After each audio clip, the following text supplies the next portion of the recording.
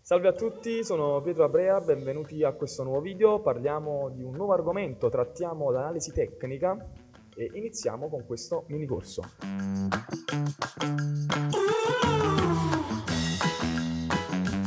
L'analisi tecnica ha un approccio più umile di quella fondamentale e si dichiara del tutto incapace di trovare il giusto prezzo di una qualsivoglia attività finanziaria. Per di più ritiene che il mercato sia uno strumento non perfettamente razionale ed efficiente, ma fattori emotivi quali avidità, paura, speranza entrano a far parte della domanda e dell'offerta e quindi del mercato stesso, perché lo stesso mercato è formato da esseri umani che tendono ad avere comportamenti simili durante il tempo.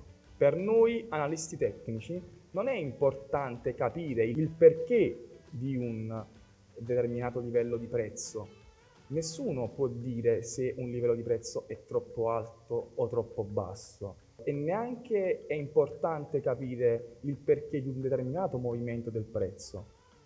Tant'è vero che i prezzi possono rimanere su livelli poco o molto razionali per parecchio tempo, esempio la bolla delle dot-com, un altro esempio la crisi finanziaria nel 2008 del mercato immobiliare.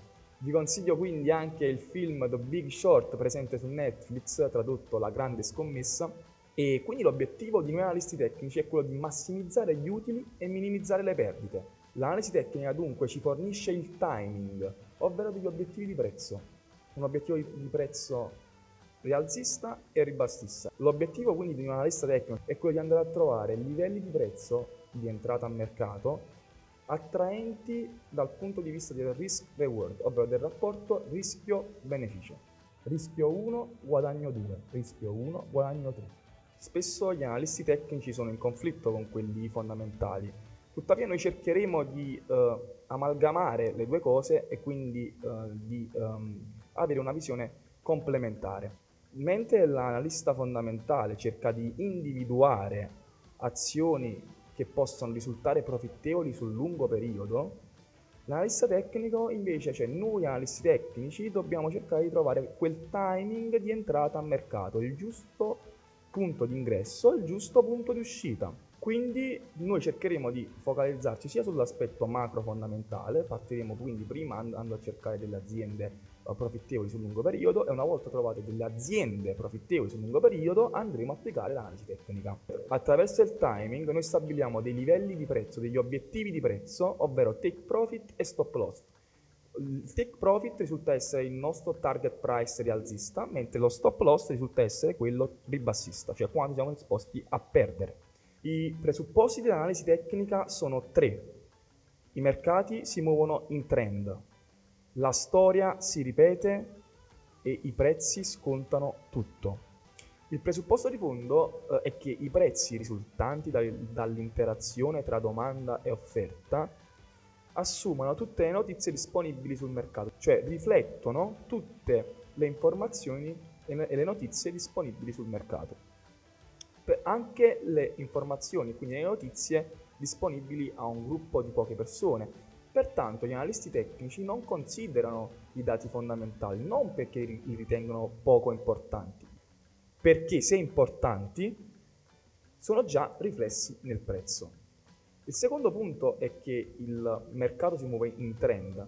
Il trend si definisce tale finché non lancia chiari segnali di esaurimento o di inversione e il nostro obiettivo è quello di individuare il trend e cavalcarlo, non quello di acquistare sui minimi e vendere sui massimi. Il terzo punto è che la storia si ripete. Noi sappiamo che il mercato, da chi è composto il mercato? Ragazzi, il mercato è composto da esseri umani, da dei players, da degli attori che tendono ad avere un comportamento simile durante il tempo. E dunque sappiamo che il fattore emotivo di un essere umano qual è? È la voglia di guadagnare e la paura di perdere. Quindi l'emotività oscilla tra la voglia di guadagnare e quindi l'entusiasmo e la paura. Analizzando i dati e quindi le serie storiche possiamo individuare dei pattern, ovvero delle figure che tendono a risolversi con una determinata probabilità in una certa direzione. Dunque il nostro obiettivo non è quello di indovinare sempre, cioè non dobbiamo indovinare 10 volte su 10, ma quello di garantirci un vantaggio statistico andando appunto ad indovinare 7 volte su 10, 8 volte su 10. Esaminando un grafico qualsiasi possiamo individuare dei punti, dei livelli particolarmente critici, ovvero dove il mercato non tende a risolversi in maniera del tutto precisa. Su tali livelli la domanda e l'offerta si contrappongono tra loro senza avere un vincitore. Parliamo dunque di supporti e resistenze. Un livello si definisce di supporto quando la domanda è particolarmente forte e i venditori non riescono a sovrastarla. Sicuramente un minimo storico è un buon livello di supporto. Un livello di supporto è tanto più forte quante più volte viene testato nel tempo senza essere rotto. Un livello si definisce resistenza quando l'offerta è particolarmente forte e gli acquirenti non riescono a sovrastarla. Un massimo storico sicuramente è una resistenza importante e così come per il supporto anche la resistenza, se viene testata, è tanto più forte quanto più volte viene testata senza essere rotta.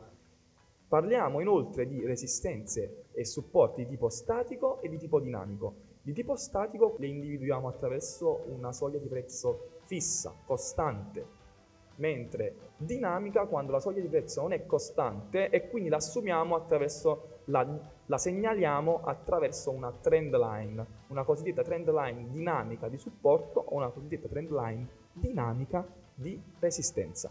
E dunque ragazzi, per semplificarvi la visione di un supporto, di una resistenza statica e dinamica, vi ho segnato questa figura dove in rosso vi ho segnato le resistenze di tipo statico e in blu vi ho segnato invece i supporti di tipo statico. Ragazzi, se vi è piaciuto il video lasciate un like, iscrivetevi al canale, inoltre abbiamo anche i canali social, Instagram, New Horizon, link in descrizione. Se vi piacciono i contenuti abbiamo i nostri canali Toro dove sempre in descrizione potete vedere le nostre statistiche mensili e la newsletter del mese. Che dirvi, buon trading a tutti, alla prossima!